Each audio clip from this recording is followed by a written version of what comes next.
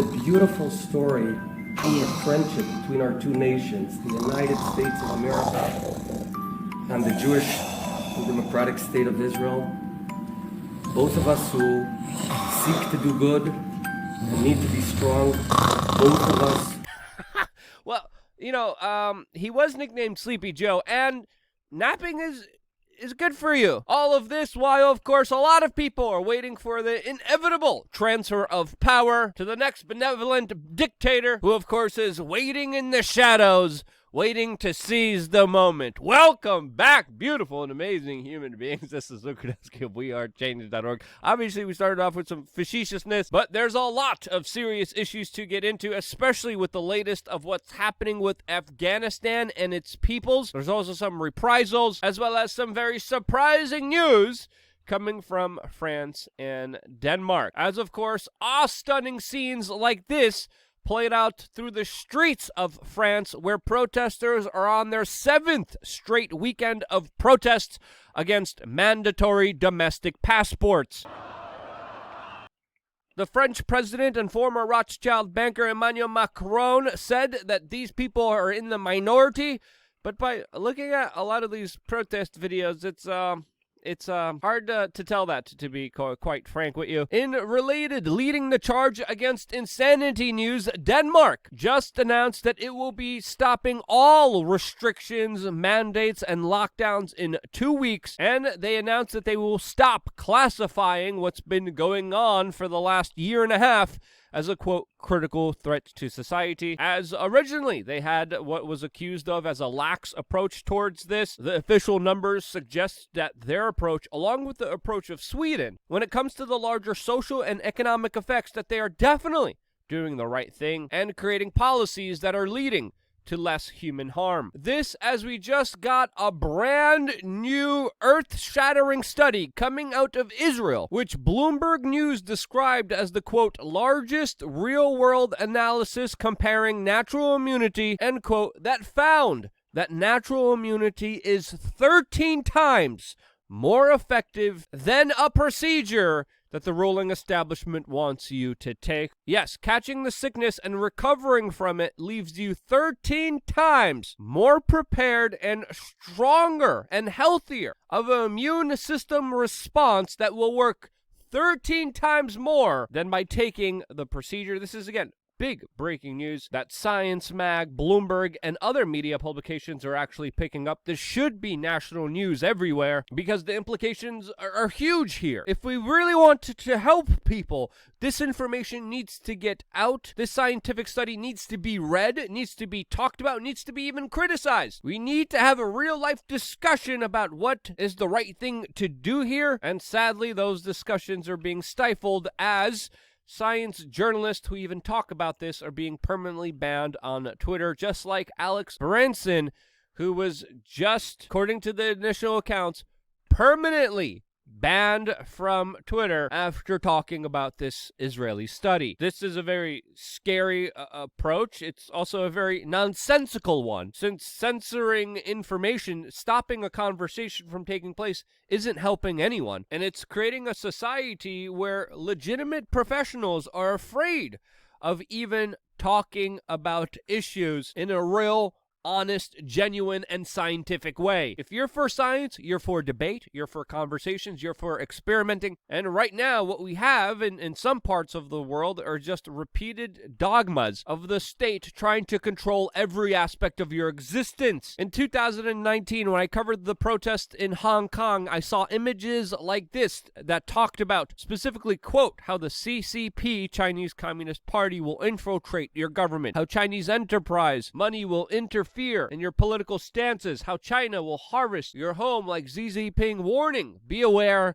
or be next. And there's some people arguing that this wasn't just political graffiti, but prophecy, as of course alleged news organizations like CNN are running headlines criticizing China for coercing people to take a medical procedure while, of course, telling American citizens that they have no constitutional right to refuse it here at home. There's a lot of ridiculousness on the mainstream media, also fear-mongering like this from ABC News, that forgets to mention that the county that they're talking about here only has a funeral home that holds 9 bodies at a time, and it's also one of the counties with one of the highest rates of people complying and taking the procedure that the establishment wants them to take. But hey, what do I know? I'm not a medical professional. Do not take medical advice from me. Do your own homework. Do your own research. Talk to your medical professionals. Share with them the studies that we just mentioned and talked about here. Get their professional opinion on it. And whatever you do, don't just blindly believe any mainstream media garbage out there. Do your own critical thinking. And that's been one of our goals here at We Are Change. We are also, by the way, partnering and working with RelocateSafe.com. If you're looking at second residency or second citizenship, if you have any questions around that, the people we're working with can easily answer them, plus a lot more, all on RelocateSafe.com. They are doing a webinar this August 3rd, 5 p.m. Eastern. If you're interested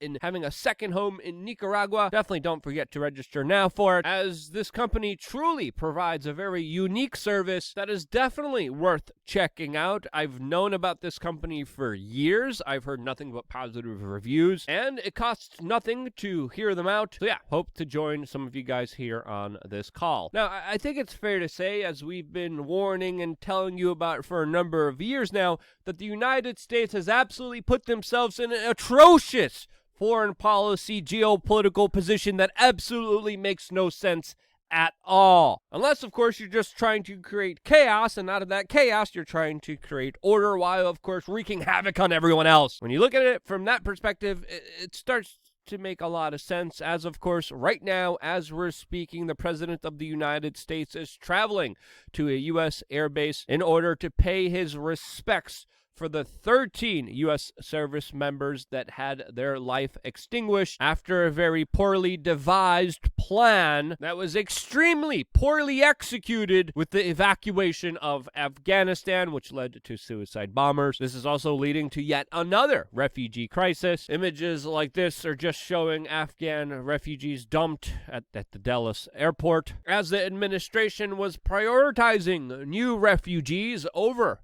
the American citizens, some of which are still stuck in Afghanistan and can't get out. The President of the United States is also set to meet with the family members of the people that were lost here, which of course is going to be happening away from the eyes of the media.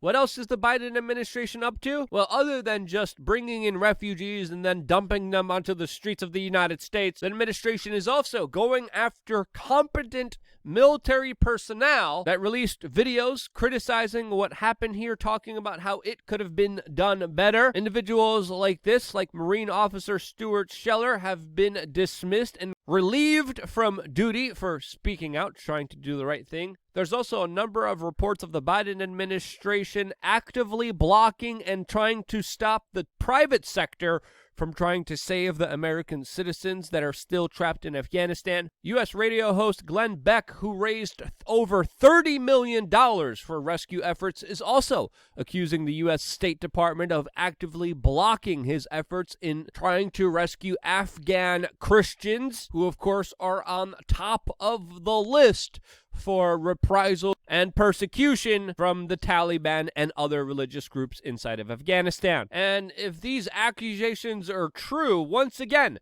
the Biden administration is going out of their way, deliberately trying to create and wreak havoc on the people of this world. They're also now very conveniently claiming that they are the saviors here at the same time, as the Biden administration announced that there would be a, quote, new attack against U.S. forces in Kabul a few hours ago, saying that this attack would happen in the next 24 to 36 hours. The U.S. State Department urged all U.S. citizens to leave the Kabul airport area immediately, citing specific, quote, credible threats. And now the same administration is claiming that they were able to stop this attack by carrying out a bombing campaign on this specific threat. Now, what do I have to say about this? This is very convenient. I would also like to know, where's the evidence? Where's the proof to any of this? I understand some people will be arguing for this to be classified, but yet again, how are we supposed to take them seriously when they are pathological liars? They lied. They have lied to you since the beginning of the war in Afghanistan. They told you they were making progress. They told you they were doing great things. They told you they were liberating people, when in reality, the opposite of that was true. Independent media, Julian Assange, WikiLeaks, other professionals warned you. We were laughed at. We were censored for warning everyone. And now here we are at this utter mess with allegedly the Biden administration cleaning it up right away. And again, unless there's any proof here, unless there's any evidence here, there is absolutely no reason to believe any official version of events here from the Biden administration. Their whole coverage of now ISIS-K seems absolutely strung up, as of course ISIS was another organization that was previously financed by U.S. tax-paying dollars under the Obama administration. When Hillary Clinton was running the State Department, they used those radical Islamists in order to try to get rid of Bashar al-Assad in Syria. Now there's allegedly a new version of them in Afghanistan called ISIS-K, as of course already the Taliban has been armed with billions of dollars, an estimated $85 billion of American money, estimated to be around $200 to $300 from every American citizen. 350 million of them went to literally arming the Taliban with an arsenal that is one of the strongest in the world right now, as the number of Humvees, trucks, MRAPs, machine guns, assault rifles, artillery pieces, helicopters, transport planes, Black Hawks, Cessnas, night vision goggles, armed personnel carriers, trucks is literally more powerful and more robust than some portions of the world. This will create utter havoc, especially after the full withdrawal, which is supposed to happen in just a few hours from now. Chaos will, of course, only ensue. These stories that are absolutely very convenient, that absolutely highlight how the United States stopped here again, are doubtful unless there's any proof and evidence here. I demand to see it. I demand some accountability, because the lack of it has led us to this exact situation that we are in right now. And unless we get some transparency, unless we get some accountability, we are doomed to repeat the same endeavors as we're going through right now. The suffering, the pain, the loss of life will only get worse from here, because again, there's no one to hold accountable. There's no transparency. The people who brought us into this mess should literally be facing court-martial and some severe charges in the court of law in the United States for their travesty of injustice that they caused everyone. Will the people who brought us into this mess be held accountable? No. And that's why we're going to repeat it, and that's why it's only going to get worse from here. That's my own personal opinion. If you think I'm wrong, let me know why in the comment section below. If you didn't like anything that I did, dislike the video. If you like it, though, like it, and most importantly, share this video with your friends, family members, strangers. You're at the grocery store, you're talking to the store clerk, you say, hey, you should check out this independent media channel that I think might help you see the world in a very different way on youtube.com/wearechange. I wouldn't be here if it wasn't for you, and this is why I love you guys. Stay tuned for more here on wearechange.org.